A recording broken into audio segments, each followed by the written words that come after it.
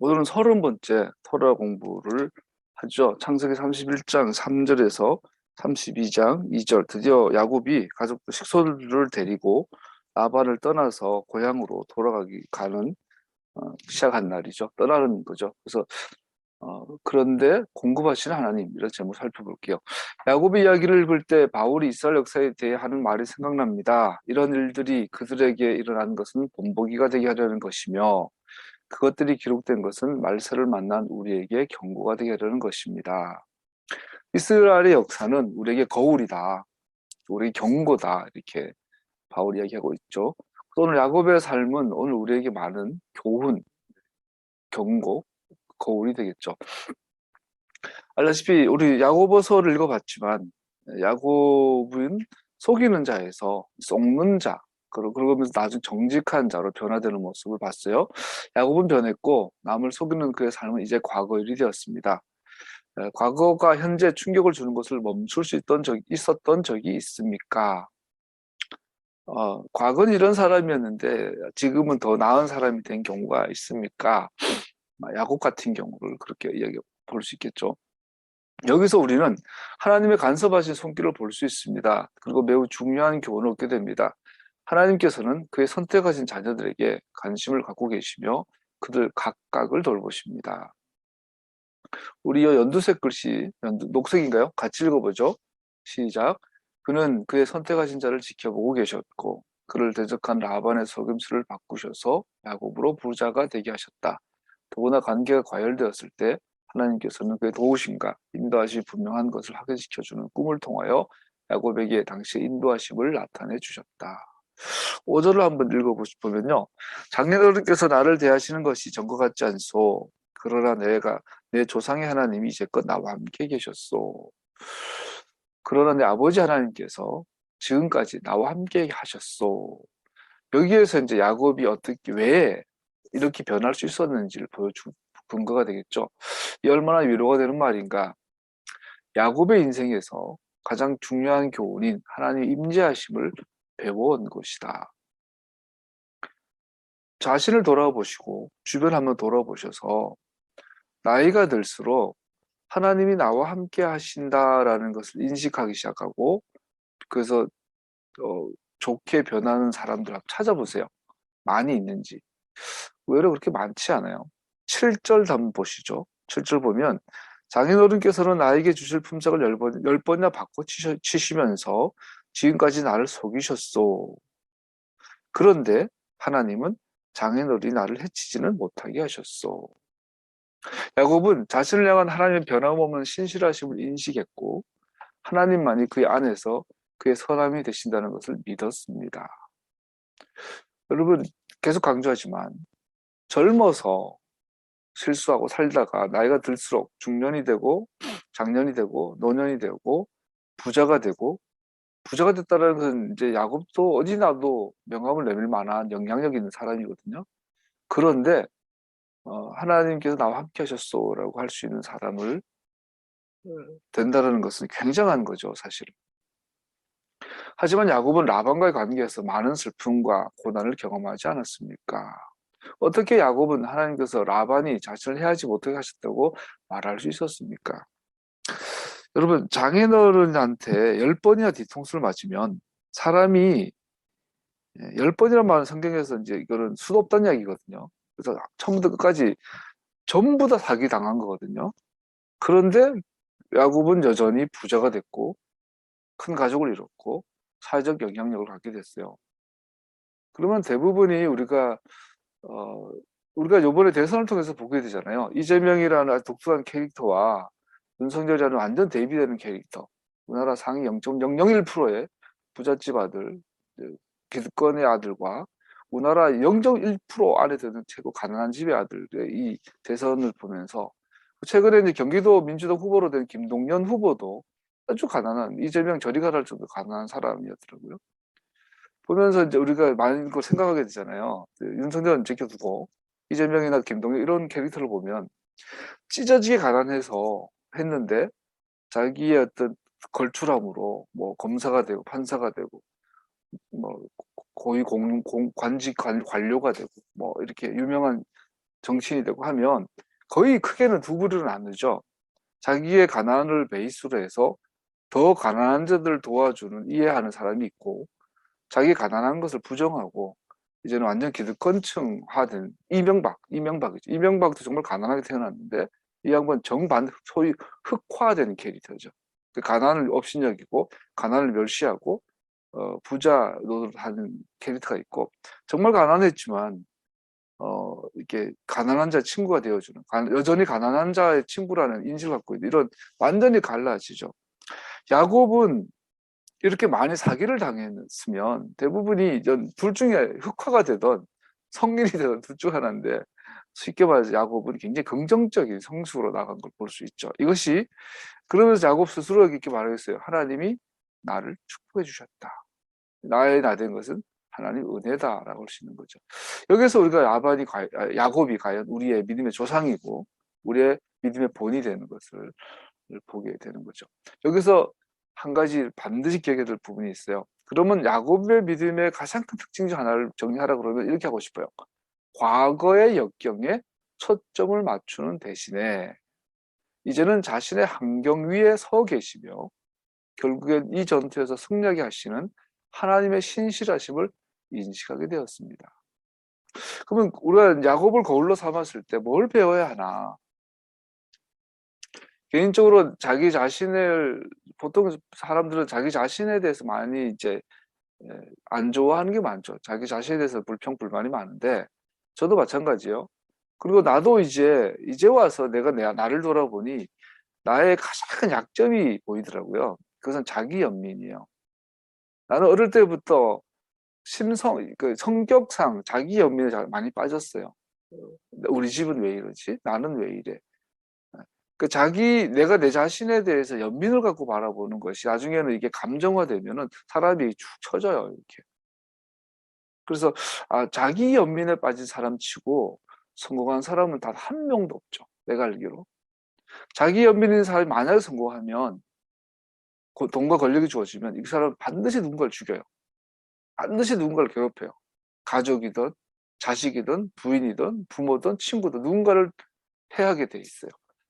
근데 야곱은 반대죠. 과거의 역경에 초점을 맞추는 대신에 지금 현재의 환경 위에서 역사하시는 하나님께, 그리고 결국에는 승리하게 하시는 하나님, 미래의 하나님께 초점을 맞추고 있다.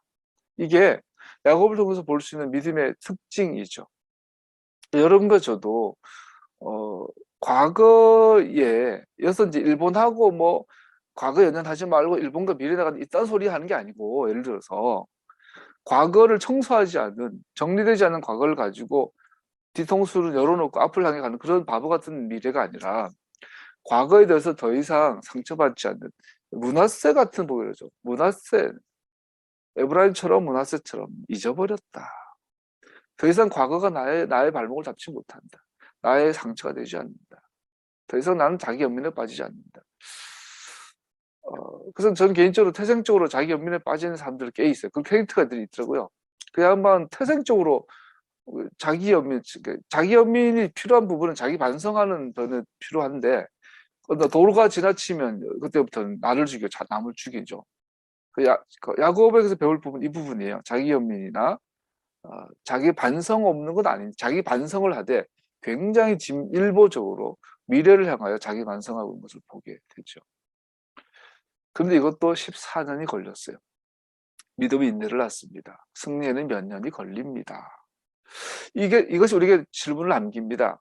하나님께서 항상 우리와 함께 계시고 결코 떠나시거나 잊어버리지 않는다는 그 약속을 기꺼이 믿을지 안 믿을지는 우리의 태도에 달려 있습니다. 여러분과 저는 매 순간 이 도전을 받는 거죠. 과거의 발목에 잡혀서 과거에 초점을 맞추고 살래? 후회하며 그러고 더 살래? 아니면 지금 함께 계신 하나님께 초점을 맞추고 장차 반드시 승리하실 하나님께 믿음을 둘 것인지, 그 약속을 믿을지 말지를 우리는 매 순간순간 결정해야 돼요. 당신은 기꺼이 당신의 상황이 하나님의 손에 있음을 믿을 것입니까? 그리고 기꺼이 당신이 공경에 그의 해결을 기다릴 것입니까? 그리고 기꺼이 승리하게 하시는 그의 방법을 구할 것입니까? 이것이 바로 믿음입니다. 야곱은 믿음의 사람이었음을 보게 됩니다. 세 번째, 오늘 본문에서 배운 또 다른 중요한 것은 하나님의 주된 관심사는 이스라엘 땅에 대한 것이라는 사실입니다. 자, 야곱과 같은 승리하는 믿음을 가진 자들의 최종적인 특징이 바로 하나님께 소중한 것을 보는 눈이에요. 하나님께 소중한 것이 나에게도 소중하다라는, 이것이 우리 믿음의 가장 중요한 핵심이라고 할 수 있겠죠. 이것은 여기 본문에서 처음으로, 성경에서 처음으로 너의 조상들의 땅, 개인의 땅으로 언급합니다. 왜 그 땅은 그토록 중요합니까? 왜 항상 우리가 이스라엘이라고 부르는 그 좁은 땅, 팔레스타인에 있는 그 유대 땅, 이스라엘 땅이 그렇게 중요합니까? 왜 오늘날도 그 땅은 줄다리기가 끊이지 않습니까? 답을 먼저 말씀드리면, 하나님께서 그 땅을 아브라함과 그의 후손들에게 약속하셨기 때문입니다. 창세기 15장 18절 이하에 보면 문제는 이미 그 땅에는 거주민들이 살고 있어요. 여부수족, 기르가시족, 히위족, 뭐 이런 헷족속, 이런 7족속이 있어요. 이미 거주민이 있는데 거기에 땅을 너에게 주겠다 약속했기 때문에 그 땅은 오늘날도 계속 갈등이 끊이지 없죠. 하나님의 모든 약속처럼 이것은 사탄과 사탄의 일꾼들에게 전쟁터가 됩니다. 만일 하나님의 약속이 취소될 수 있다면 우주는 멈추고 말 것입니다. 왜냐하면 우주는 존재는 우주란 존재는 하나님께 의존하고 있고 하나님께서는 거짓을 말할 수 없기 때문입니다. 만일 하나님의 약속 중 한 가지라도 실패한다면 그러면 그가 하나님이라는 것이 끝이 나고 모든 것은 끝나버리게 될 것입니다. 성경에 기록한 약속이 단 하나라도 거짓이라면 혹은 이루어지지 못한다면 하나님이 아닌 거죠. 그 중에서도 그 약속이 하나님이 아브라함에게 한 약속, 성경에 대한 모든 약속은 아브라함으로 수렴이 되죠. 그 아브라함에게 한 약속을 한마디로 말하면 그 땅을 너에게 주리라. 땅을 약속한 거예요. 그래서 사탄은 간단해요. 한국 교회가 막 10만 명, 100만 명, 1000만 명 괜찮아요. 사탄 눈 하나 깜짝 안 해. 전 세계가 복음화되는 거 눈 하나 깜짝 안 해. 그런데 이스라엘의 땅이 이스라엘에게 돌아가는 것은 사탄은 포기할 수 없어요. 이게 마지막. 여러분, 지금 그 우크라이나와 러시아가 전쟁 중이잖아요. 전쟁을 끝낼 수 있는 방법 사실 간단합니다. 푸틴을 암살하면 돼요. 혹은 젤렌스키 암살돼서 죽으면 끝나요. 쫙 끝나요. 전쟁에는 키가 있어요. 다른 거 다 져도 이것만 이기면 이기는 거예요. 이게 이스라엘 땅이에요. 사탄과의 전쟁에 있어, 우리와의 전쟁에 있어서 그 땅에 대해서 오해를 하게 만들어버리면 끝난 거예요. 그래서 주님께서 이렇게 기도하라. 너는 이렇게 기도하라. 누누이 말하지만 여러분, 기도가 뭐죠? 예배가 뭐죠? 기도가 뭐죠? 기도의 본질을 우리는 400년 동안 애굽에서 노예 생활을 하던 그 이스라엘 백성들의 탄식에서 찾을 수 있죠. 그들은 탄식했을 때 하나님 찾아오셔가지고 내가 너희들의 기도를 들었다. 너희들의 탄식을 들었다. 그때 그 기도의 내용이 뭐냐면 너희들은 나로 말미암아, 예를 들면 그 약속을 기억하게 만들었다. 하나님께서 하신 약속을 기억하게 만들어드린 것이 기도예요. 그렇다면 오늘날 교회에서 기도 그러면 철야하고 금식하고 막 산에 가서 기도하고 열심히 하는데 마치 그 모양을 보면 교회에서 10시간 금식하면 랄랄랄라 기도하는 거랑 절에 가가지고 석탑에다가 12번 도는 거, 102번 돌고 108배 하는 거랑 그거 비슷해요, 보면. 별 차이가 없어요. 기도는 실제로 무당들이 더 많이 하죠. 오늘도 강원도 구매 산골 가면 큰 바위 밑에 조그만 틈만 있으면 그 촛농들이 떨어져 있어요. 거기서 밤새 기도하는 거. 물어봤어요, 무당 출신한테. 안 무섭냐고. 무섭대. 근데 귀신이 지켜주기 때문에 밤새도록 산을 돌아다니면서 기도하는 게 자기들은 그게 이제 자기 살아가는 방법이니까. 근데 세상에서 하는 모든 종교는 기도가 있어요. 그거랑 성경이 말하는 기도와 가장 큰 차이점, 완전히 다른 것은 뭐냐면 세상의 타종교에서는 아무리 기도 많이 해도 이스라엘 회복을 위해서 기도하지 않아요. 못해요. 너는 이렇게 기도해라. 아버지 이름이 이 하늘에서 영광 받는 것이 이 땅에서 높임 받고 거룩히 여김 받고 하나님의 뜻이 이 땅에서 이루어지도록. 하나님의 뜻은 약속이잖아요. 계약이잖아요. 약속하신 것이 이루어지는 것이 하나님의 뜻이잖아요. 그래서 주님의 기도의 핵심은 너희들은 이스라엘의 회복을 위해서 기도하라라는 거예요.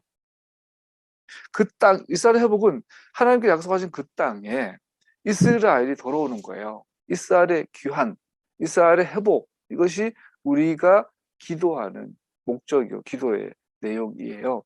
이것은 하나님의 백성만이 할 수 있어요. 전 세계에.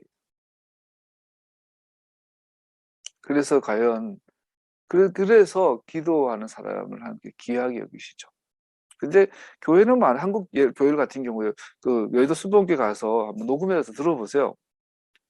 그 이성희 목사님인가 우리 목사님이 여의도 수봉교회 가서 기도회 인도하는데 걱정했대요. 자기는 뭐 산기도도 안 해보고 방문기도도 모르고 뭐 그런 학자인데 어떻게 저런 뜨거운 기도 많은 교회 가서 기도 인도할 수 있나. 그래서 가서 이제 기도 몇 구절 이렇게 기도 제목을 불러주고 기도합시다 하니까 그냥 알아서 하더래요. 그래서 너무 쉽게 철학기도 인도하고 왔다고. 여의도 순복음교회 가가지고 예를 들어서 그 교회를 모욕하자는 게 아니고 이건 대표 교회니까 기도 많이 하는 교회니까 가서 녹음해 보세요. 연세중앙교회 가서 철학 기도할 때 녹음해 보세요. 랄랄라 하다가 뭐 하는 기도 들어보면 단 한 구절도 이스라엘 회복을 위해서 기도하는 사람 없어요. 목사고 권사고 장로. 그러면 그 기도는 저 절에서 하는 기도나 부당들이 김건희가 골방에서 이제 용산가가 골방에서 또 뭐 분지사발 비슷한 거 뭐 하겠죠. 김건희가 건진이랑 일광이랑 그거랑 뭐가 달라요? 그래서 새벽에 정화수 떠놓고 기도하던 이 사람들이 이제 새벽에 교회 나와서 이러고 있는 거잖아요. 제가 극단적으로 표현한다면, 나쁘게 표현한다면 다 나쁘다고 할 수 없지만 이스라엘 회복을 위해서 하는 것이 우리의 기도입니다. 그것이 우리 인생의 목적이 될 때 하나님께서 우리를 기억하십니다.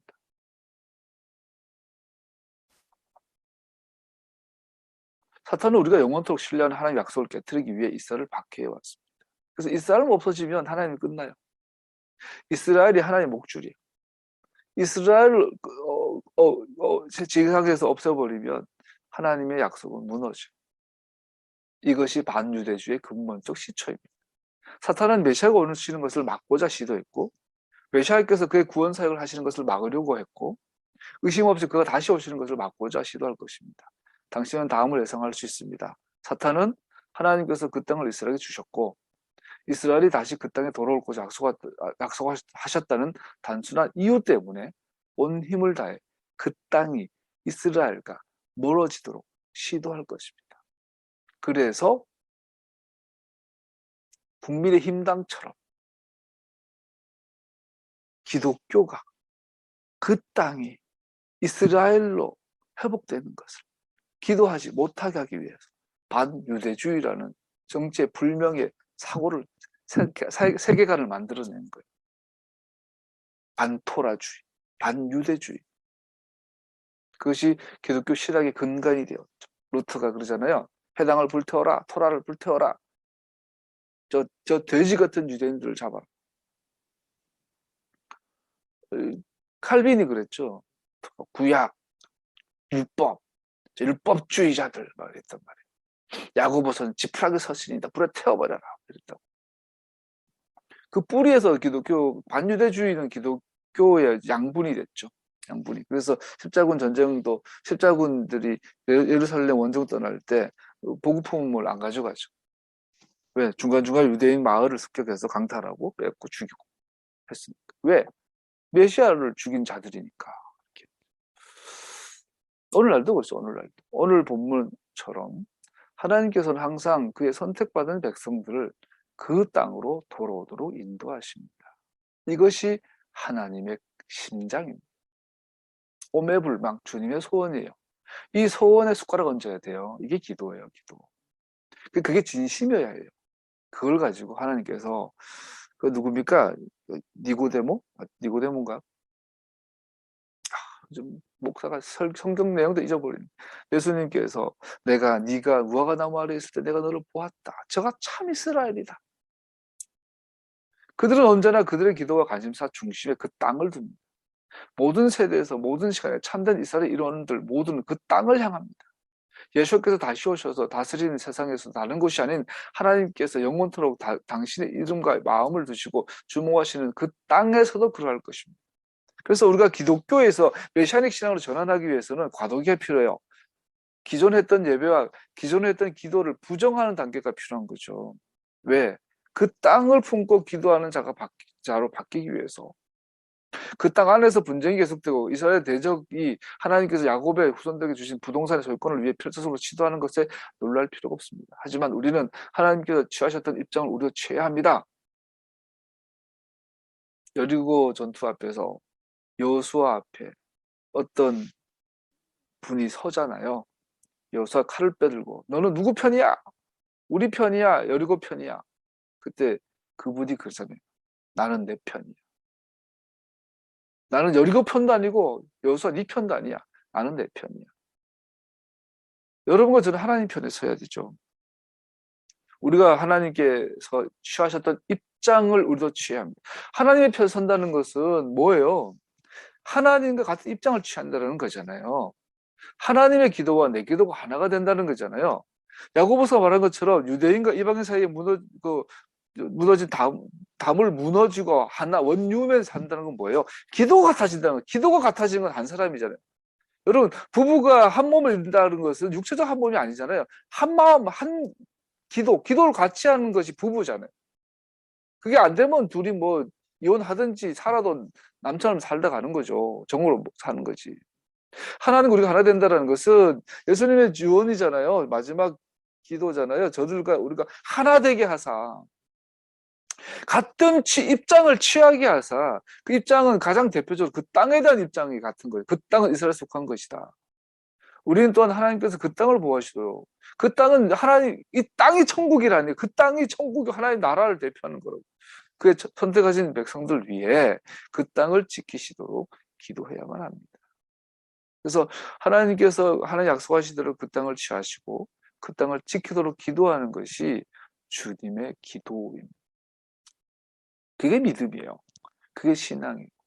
아브라함, 이삭, 야곱은 정확하게 그 땅에 대한 믿음이 하나님과 일치한 자였어요. 오늘 본문에 또 다른 흥미로운 것은 야곱은 하나님의 부르심에 응답할 준비가 이미 되어 있다는 사실입니다. 힘내니 내가 여기 있습니다. 힘내니 여기 나이다. 창세기 22장에 이것이 3번 나오는데 아브라함에게 있어서 아브라함아 제가 여기 있습니다. 네 아들, 네 사랑하는 아들, 네 하나뿐인 아들을 나에게 번제물로 바쳐라. 힘내니 내가 여기 있습니다. 그 2번이 그렇게 나고 세 번은 드디어 모리아 산 꼭대기에서 아들을 묶어요. 칼로 아들의 배를 가르려고 하는 그 순간에 하나님 찾아오셔서 그만해라. 됐다. 했을 때 내가 여기 있나 힘내니 해요. 힘내니를 반복하면서 아브라함은 하나님께 자발적으로 순종하는 마음을 가지고 주께 반응하는 훈련을 받게 됩니다. 꿈속에서 주께서 야곱을 부르셨을 때 그는 같은 단어 힘내니 내가 여기 있습니다 라고 하죠. 자발적인 응답을 의미합니다. 이사야가 기도합니다. 기도하다가 하나님의 하늘 성전이 펼쳐지고 하나님의 보좌 앞에 계신 그분이 보이고 천사들이 찬양하고 경배와 찬양하는 것을 보게 됩니다. 그리고 하나님께서 보좌에서 음성이 들리죠. 누가 나를 위하여 갈고 이사야가 말하죠. 내가 여기 있나이다. 내가 여기 있나이다. 나를 보내소서.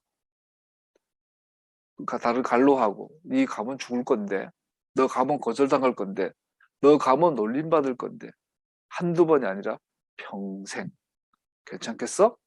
그때 이사야가 대답하죠. 나를 보내소서. 내가 여기 있나이다. 나를 보내소서. 힘내니.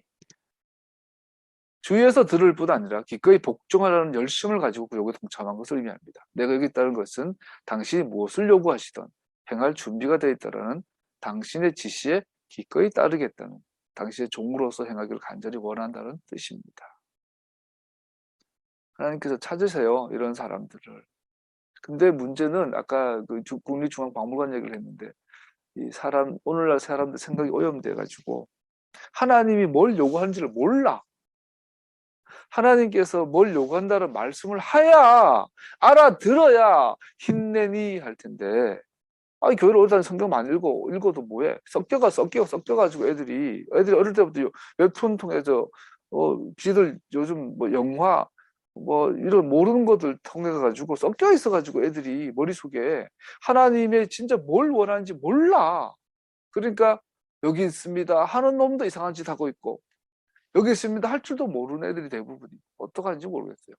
근데 앞에랑 연결시키면 하나님께서 뭘 원하세요?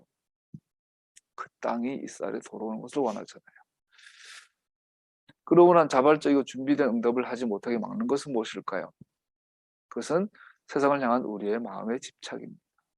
우리가 원하는 것을 위해 하나님을 배제하거나 대신하는 세상의 방법을 구하는 것입니다. 야곱은 이런 갈등의 중심과 물질적인 성공 속에서 여전히 하나님께 귀를 기울였고 내가 여기 있나이다 라고 응답하였습니다.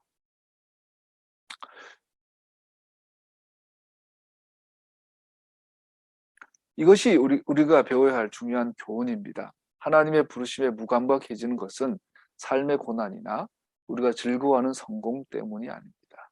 문제는 그것들에 대한 우리의 태도, 관점 때문입니다. 지금부터 내려와서 우리는 우리의 궁극적인 성취는 그를 아는 것에 존재하며 이 타락한 세상에서 우리가 겪는 즐거움이나 어려움 모두 주님을 아는 것을 위한 수단으로 주어진 것 외에는 의미가 없다는 것을 깨달을 필요가 있습니다. 우리가 이 땅에 살아가는 존재의 목적, 이유는 뭐냐면 주님을 아는 것, 하나님을 더 가까이 하는 것. 하나님을 더 가까이 한다는 것이 뭐죠? 단순히 성경 많이 알고 막 환상이 열리고 막 우리 경배와 찬양하는 그 소위 뭐 신사도 운동, 경배와 찬양 운동, 예언자 운동 이런 것 보면 하나님을 아는 것, 하나님 친하는 것을 꼭 영적이었던 걸로 이해를 하잖아요. 뭐 환상이 많이 펼쳐져 음성을 듣고 주님과 친밀하고 막 주님과 친밀하면 음성을 잘 들리고 예언도 하게 되고 이런 것도 이해하잖아요. 전혀 뚱뚱이 같은 이야기죠. 그거는 아까 말씀드린 것처럼 아는 것은 그분과 입장을 같은 걸 취하는 거예요. 그분에게 귀한 것이 나에게 귀하고 그분에게 소중한 것이 나에게 소중한 것을 말하죠. 이것이 하나가 되는 거죠. 그것이 아는 것이죠. 가까이 가는 것이죠. 주 예수를 믿으라 이 말은 뭐예요? 예수님 진짜 달려 죽으신 거 믿는 게 아니고 왜 죽었는지를 아는 거잖아요. 왜 죽었는지. 십자가에 왜 달리셨는지를 아는 거잖아요. 그 주님 것을 아는 거잖아요. 이 살아간 세상에서 우리가 겪는 즐거움, 어려움, 즉 우리는 태어나 보면 제가 나이가 이제 부모가 되고 요즘 내 아들 아다 보면 내가 안는 게 아니라 안기는 느낌이 들거든요. 크니까 이렇게 세월이 흘렀어요. 그러면서 부모다 보니 본능적으로 자식한테는 남들이 보다 훨씬 많이 주고 좋은 걸 주고 싶죠. 애가 그렇게 하면 애 망칠 거 알면서도 그런 것 같아. 그래서 부모들이 자기 자식을 과잉 보호하는 거 이해가 돼요. 그게 부모의 본능이죠. 근데 그러다 보니까 그 잘난 집안이 있잖아요. 몇 주 전에 집사람이랑 강릉 여행을 갔을 때 오죽헌을 들렀는데 신사임당 그거 아들 율곡 22 그 더 짜증나는 거는 그 집안이 다 잘났더라고. 옛날 수백 년 전부터 그 집안 엘리트 집안이더만. 그 수백 년이 지난 지금도 그 자손들의 동영상이 나와 있는데 이씨 열받아. 서울대 교수, 의사, 검사, 뭐 학자들이야. 몇백 년 전에 죽은 사람들의 자식들이 이 땅에서 지금도 잘났어. 이순신도 그분의 후손이더라고. 그러니까 화가 나지 않아요? 아니, 뭐 너무 잘난 집안은 몇백 년이 지나도 여전히 잘난 집안이고, 왜 이렇지? 뭐 지금 우리도 봐도 그 공부는 타고나죠. 운동도 타고나요. 그래서 지금 실제로 우리나라 전 세계에서 상위권에 있는 대부분 돈 잘 벌는 애들 대부분 뭐 좀 특별한 태어난 애들이 많아요. 대부분 사실 어쩔 수 없어요. 그러면 우리는 하나님께 복을 못 받지, 우리처럼 평범하고 가난한 사람들은 하나님께서 좀 덜 사랑하는 건가? 근데 오늘 답을 이야기하는 거죠. 이해는 안 되고 받아들이고 싶진 않지만 정답이니까 나눠야 되겠죠. 누군가는 태어나면서부터 이렇게 행복해요. 잘났어요. 그죠? 누군가는 태어나면서부터 못나고 가난해요. 근데 결론은, 우리의 목표는 뭐 잘난 것도 목표가 아니고 못난 것도 목표가 아니고, 우리의 목표는, 하나님의 평가는 그를 아는가, 그를 가까이 하는가. 누군가는 즐거움을 통하여 그걸 배우고, 누군가는 어려움을 통해서 그걸 배워요. 되게 불공평하죠? 그건 어쩔 수 없어요. 몰라요. 그건 하나님 하신 거니까. 문제는 하나님 앞에 섰을 때는 이 땅에서의 성공과 잘난 것이 아무 의미가 없다라는 것이고, 하나님 앞에 섰을 때는 이 땅에서 못나고 모자람도 의미가 없다라는 거예요. 결국은 그를 아는가. 이 목적을 위해서 주어진 수단이라는 거죠. 누군가에게는 행복한 수단을 주신 거고, 누군가는 맛있는 걸 먹으면서 그 진리를 아는 것이고, 누군가는 맛없는 걸 먹으면서 그걸 아는 것이고, 이 부분은 하나님의 주권이니까 우리가 말 못해요. 좀 억울하고 좀 성질 좀 나지만 그거는 뭐 어쩔 수 없어요. 그리고 그러나 어쨌든 우리는 포기할 수 없는 하나가 있어요. 누군가는 설렁설렁하고도 1등하고, 누군가 죽으라고 하셔도 만 20등도 하기 힘들고, 몰라요 그거는. 그런데 누구라도 하나님을 알아야 돼요. 그를 아는가. 이것이 우리 인생의 가장 중요한 최종이라는 것을 말하고 있죠. 동의하기는 어렵습니다. 솔직히 기분 나쁩니다. 하나님 앞에 막 대들고 싶고 항의하고 싶습니다. 그런데 또 할 말은 없습니다. 더 안 좋은 상황에 넘어올 수도 있는데, 그걸 하나님께서 너 불만이야? 알았어. 그리고 지금 네가 주어진 환경이 좀 마음에 안 들어? 알았어. 그러면 더 힘든 상황으로 집어넣어 버릴 수도 있어요. 그러니까 함부로 대들면 안 돼요. 쉽지 않죠. 된맛을 보고 나면 무조건 항복하죠. 항복, 천부의 의지 없어서 주님 앞에 옵니다. 된 게 인간이죠. 결국은 우리 잊어버리지 말아야 될 건, 내가 왜 사는가? 왜 존재하는가? 그를 아는 존재, 그를 아는 것. 주님께서 주시고 주님께서 취하시니 주의 이름을 찬양합니다. 이것이 우리의 기본, 하나님 앞에 나아가는 자세임을 야곱이 보여줍니다. 하나님께서 만물의 주인이시란 진리를 깨달아야 한다는 것이며, 그렇기 때문에 우리의 소유를 느슨한 손으로 쥐고 있다가, 소유주로서 우리에게 주신 것들을 기꺼이 돌려드릴 준비가 되어 있어야 한다는 것을 의미합니다. 열린 손으로 우리의 소유를 소유함으로 물질을 소유하는 것을 살아가는 것이 가져오는 무가치한 결과들을 피할 수 있습니다. 그럴 때 우리는 그분의 음성을 들을 준비가 되며, 힘내니 내가 여기 있습니다 라고 대답할 수 있는 준비를 갖추게 됩니다. 물질을 향한 탐욕스러운 갈망은 마음을 굳게 하여 하나님의 음성을 듣지 못하게 합니다. 불의한 수단으로 개인적 가치를 얻고자 하는 수고는 무가치한 것입니다.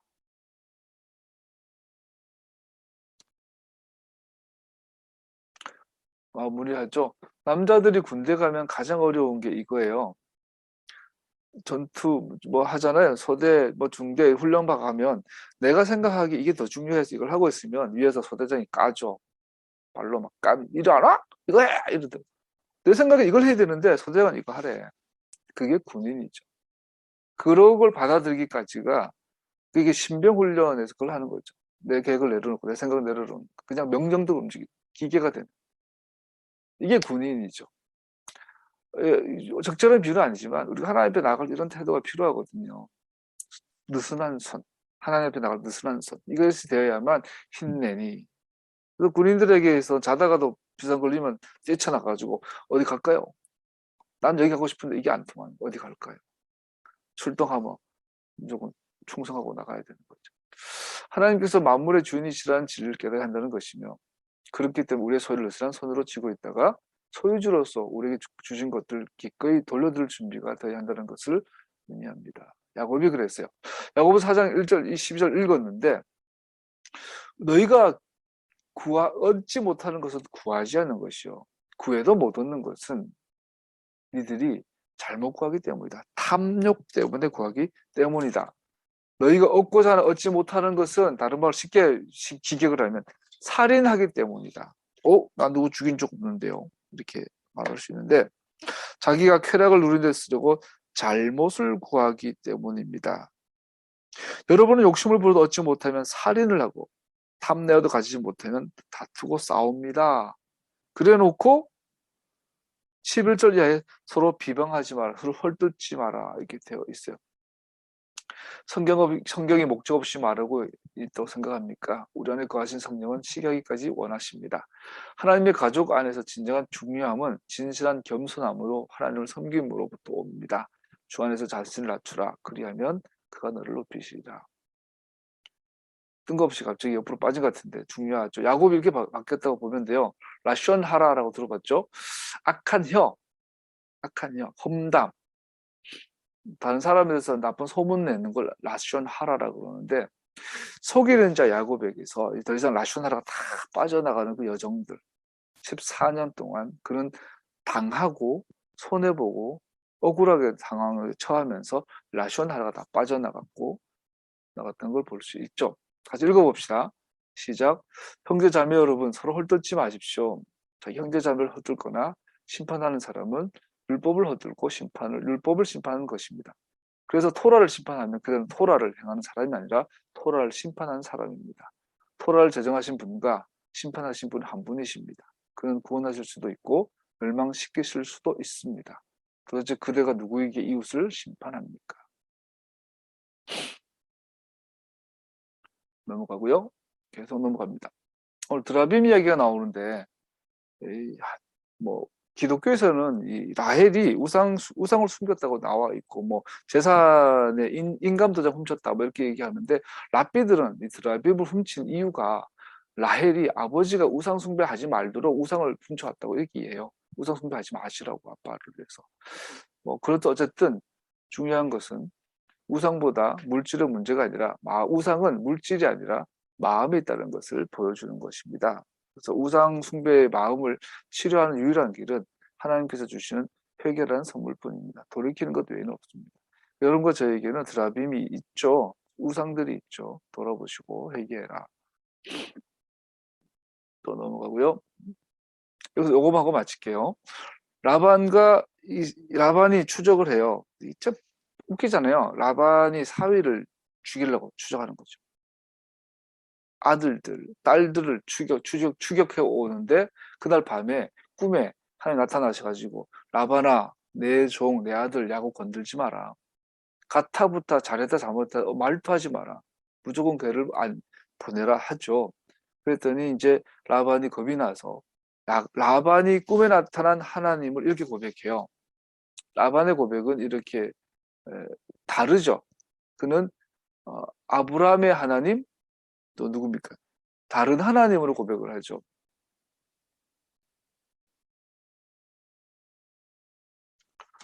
아브라함의 하나님, 나홀의 하나님으로 이해를 해요. 자, 야곱을 구출해 주신 하나님이 라반의 꿈에 나타나는데 라반은 그 하나님을 아브라함의 하나님, 나홀의 하나님, 그들 조상들의 신이라고 고백을 해요. 그런데 야곱은 다르게 고백하죠. 아버지 이삭의 두려우신 분의 이름을. 그래서 같은 하나님을 만났는데 야곱의 고백과 이 라반의 고백이 달라요. 그 앞에 있는 드라빈 사건을 통해서 이해를 해본다면 라반의 하나님, 알고 있는 하나님은 잘못 알고 있는 거죠. 우상을 섬기는. 그래서 이 라반에게서 우상의 문제는 하나님은 하나님인데 내가 믿고 싶은 하나님을 믿고 있는 우상을 말하고 있죠. 무서운 이야기죠, 이건. 근데 야곱은 정확하게 근거가 있어요. 아브라함의 하나님, 아버지 이삭의 하나님. 여러분과 제가 드리는 하나님을 정확하게 누구신가요? 여러분의 하나님 어느 하나님이에요? 누구의 하나님이에요? 오늘날 기독교에서 예배드리는 하나님은 누굴까요? 야곱과 같은 하나님일까요? 아브라함의 하나님인가요? 이삭의 하나님인가요? 야곱의 하나님인가요? 누누이 말을 쓴 듯이지만 오늘날 전 세계에서 하나님이 우주를 창조하시고 만물을 창조하신 하나님이 맞다면 꼭 그 꼭 그 교회가 말하는 하나님 아니라도 하나님 아니야? 그런데 성경 분명히 말해요. 아브라함과 이삭과 야곱의 하나님이 아니면 하나님이 아니에요. 그것은 우상이에요. 라반은 여전히 주 하나님보다 다른 신들을 생각하고 있으며 그들의 이름으로 맹세하고 있는 겁니다. 다른 신. 그러나 야곱은 그렇지 않습니다. 그는 아버지 이삭의 두려우신 분으로만 맹세하고 있습니다. 야곱은 오직 한 분, 참 하나님, 즉 아브라함의 하나님, 이삭의 하나님만이 존재하는 것을 믿기에 이르렀습니다. 그리고 야곱이 그 하나님을 이삭의 두려우신 분으로 언급했다는 사실은 한 분 하나님만이 경외함, 순정함을 받으시는 분이심을 인식했다는 것을 보여줍니다. 그러므로 야곱은 유일신 신앙의 진리의 자기를 헌신하는 것을 증명하고 있으며 이방인들의 다른 신들에 대해 어떤 신뢰도 하지 않고 있음을 증명합니다. 여러분과 제 신앙을 돌아봐야 되겠죠. 과연 나는 에하드이신 한 분이신 하나님을 믿는가? 오늘날 기독교의 위험한 것은 그거죠. 기독교에서 고백하는 하나님은 과연 아브라함의 하나님인가? 이삭과 야곱의 두려우신 분인가?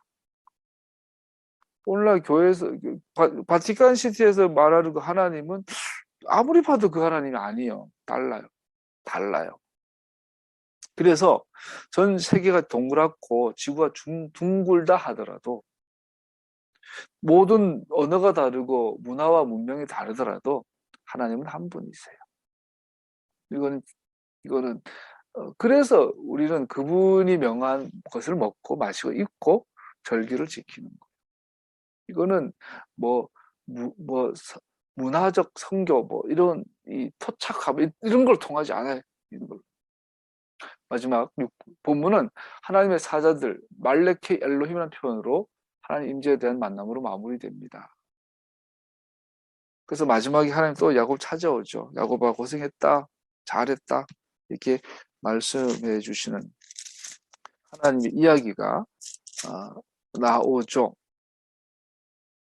야곱이 길을 떠나서 가는데 하나님의 천사들이 야곱 앞에 나타났다. 야곱이 그들을 알아보고 이젠 초면이 아니라 구면이에요.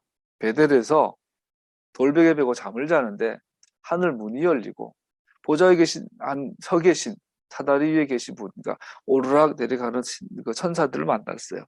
구면이에요. 그리고 야곱이 말하죠. 야, 혼자인 줄 알았는데 이곳은 하나님의 진이구나 하면서 이곳 이름을 마하나임이라고 하였습니다. 이 창세기 18장의 베델에서의 사다리 꿈과 오늘 창세기 32장에 나오는 마하나임에서 꿈은 야곱의 인생의 책꽂이, 시작과 끝, 야곱을 정리하는 사건이 되죠. 하나님께서는 야곱의 여행의 시작과 라반과의 결별에 그 천사들이 나타나심으로 그의 언약을 재확인하고 계십니다. 그의 선택하신 자를 향한 하나님의 보호하심은 확고합니다. 야곱의 꿈을 통해서 하나님은 아브라함에게 하신 약속이, 이삭에게 하신 약속이 이제 드디어 야곱에게 한 약속으로 확증이 됩니다. 그 약속의 핵심은 그 땅을 너에게 주리라. 그거를 통해서 천하 만민이 복을 받으리라. 이거를 가지고 예수님께서 명하신 거죠. 땅 끝까지 내 복음을 전해라. 이게 복음이죠. 그게 가스펠이에요. 그게 굿뉴스예요. 모든 것의 주인이신 하나님, 그의 말씀과 약속에 신실하신 하나님, 모든 것을 그 자신의 주권적 의지로 명령하시는 하나님께서는 우리가 알고 우리가 섬기는 바로 그 하나님이십니다. 마지막으로 예레미야 얘기 나오지만 같이 읽고 마치죠. 하나님께서는 그의 백성들 잊어버리지 않으신다고, 심지어 그 백성들이 하나님께 불순종한다 할지라도 저버리시지 않으신다는 위로의 말씀을 하고 있습니다. 그래서 예레미야 30장 10절 16절 보면 그의 함께 하심은 우리의 성공의 보증이 됩니다. 여러분과 제가 그 땅을 이스라엘이 돌아오도록 기도하는 자라면 여러분들은 야곱처럼 보호받을 거예요. 여러분과 제가 그 땅이 하나님의 뜻대로 아브라함의 품에 돌아오고 그 땅이 회복되는 것을 위해 기도하는 자라면, 그를 위해서 사는 자라면 여러분과 저는 야곱 같은 축복을 받게 될 거예요. 그래서 여러분 그걸 훈련하기 위해서 식사할 때 반드시 이스라엘을 위해서 축복하십시오. 두 가지. 땅에서 먹을 것을 주셔서 주님 감사합니다. 오늘도 이스라엘과 예루살렘을 지켜주십시오. 그것이 하나님의 심장에 박혀있는 가장 중요한 하나님의 소원이기 때문에 그러한 여러분과 하나님과 동행하는, 동역하는 여러분과 제가 축복되기를